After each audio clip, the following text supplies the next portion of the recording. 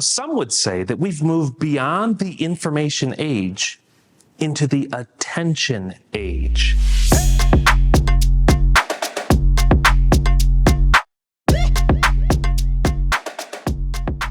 And by that, I mean we have more and more distractions available at our fingertips than any moment in time. In fact, most people are inundated with over 3,000 commercial messages every single day.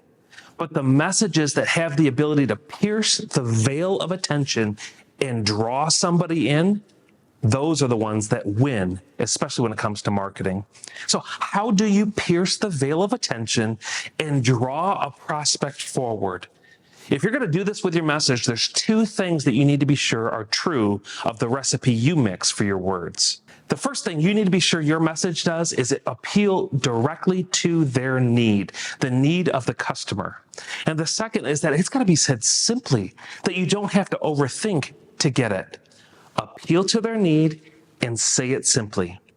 Now, imagine with me going on a 4 or 5 hour road trip. Have you ever been there before? You're driving along, seeing billboard after billboard pass you on the highway. Do you memorize all 1,000 billboards that you see along the way? Of course not. But I can guarantee you that if it's getting close to the lunch hour and you look up and see soup and salad combination, 5 more exits. Okay, 1 more exit. This is it. Time to turn off. Have you ever been there? Now, that soup and salad combination, we get a picture at best. Are they listing every single ingredient that's in that soup? Or are they listing every single ingredient that's in the mayonnaise on that sandwich? Of course not. At most, we get a photograph. And it's just enough to pique our interest. It's directly meeting our need during that lunch hour. And it's so simple, we don't have to overthink to get it. The same is true for your prospect. As they're coming into 3,000 of commercial messages every single day, most at their fingertips, they're scanning the environment, paying attention to the messages that appeal to their need and are said simply.